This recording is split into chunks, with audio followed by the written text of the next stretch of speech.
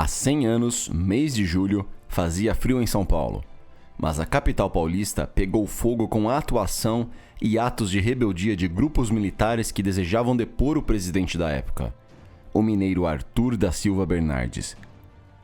Este evento, que durou menos de um mês, é considerado por alguns historiadores como um dos maiores embates armados ocorridos em áreas urbanas da América Latina. Bombardeiros foram cruelmente realizados e trincheiras foram construídas naquela que hoje é a maior cidade do Brasil. Durante a história do Brasil republicano, os militares estiveram envolvidos em vários acontecimentos políticos que resultaram em golpes de Estado ou manifestações políticas que resultaram em revoltas e conflitos diversos. A revolta de 1924 muitas vezes acaba por passar despercebida na história do Brasil e mesmo de São Paulo. Tanto é que ela é considerada a Revolução Esquecida, talvez pela sua curta duração e principalmente por ela ter antecedido uma outra revolta, também paulista, que foi mais longa e significativa politicamente, ocorrida em 1932. Além disso, a fuga do governador de São Paulo e a covardia dos bombardeios do governo federal foram vergonhosos para serem destacados na história oficial do país ou do estado. Mas a Revolta Paulista foi mais um desdobramento de um movimento que estava bastante forte no Brasil nas décadas de 1920 e 1930, o tenentismo. Tratou-se de um movimento político-militar que era liderado por tenentes, que é como ficaram conhecidos esses revolucionários da época, ainda que nem todos fossem realmente tenentes, e em geral eram militares de pouca idade e patentes mais baixas. O tenentismo possuía relação direta com a decadência do modelo político da Primeira República, ou seja, a República Oligárquica. Muitos de seus adeptos estiveram envolvidos na Revolução de 1930, que colocou o fim definitivo a essa fase da República Brasileira.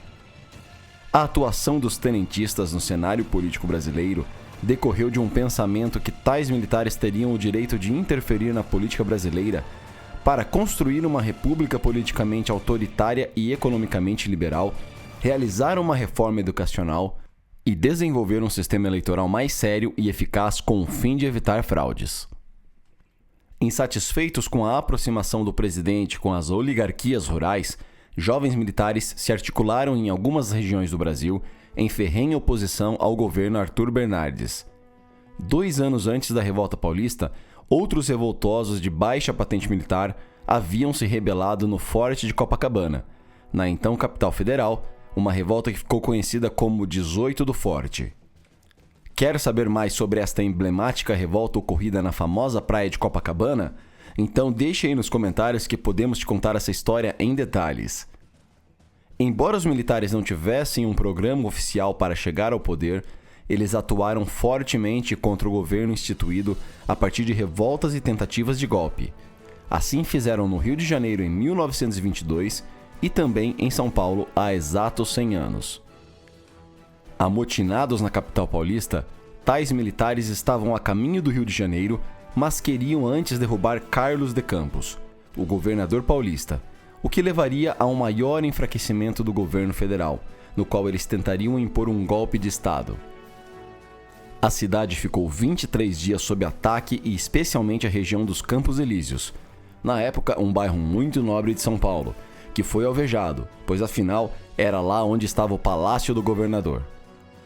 O governador ficou por 3 dias sob ataque e depois dirigiu-se à Secretaria da Justiça, que ficava ao lado da delegacia de polícia, no centro da cidade, onde também foi atacado.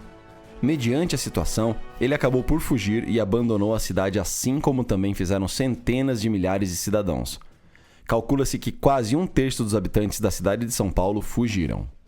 Comandada pelo general reformado Isidoro Dias Lopes, a revolta contou com a participação de vários tenentes, dentre os quais Joaquim do Nascimento Fernandes Távora, que faleceu nos ataques, Juarez Távora, Miguel Costa, Eduardo Gomes e João Cabanas. O início da rebelião ocorreu na madrugada de 5 de julho de 1924. Tiroteios e bombas foram utilizadas para que os revoltosos conseguissem conquistar locais importantes, como quartéis do Exército e da Força Pública. Durante 5 dias, Houve intensos combates nas ruas daquela que estava a se tornar a mais importante cidade do Brasil.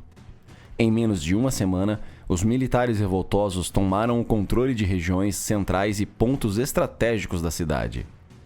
A reação do presidente Arthur Bernardes não demoraria para ocorrer.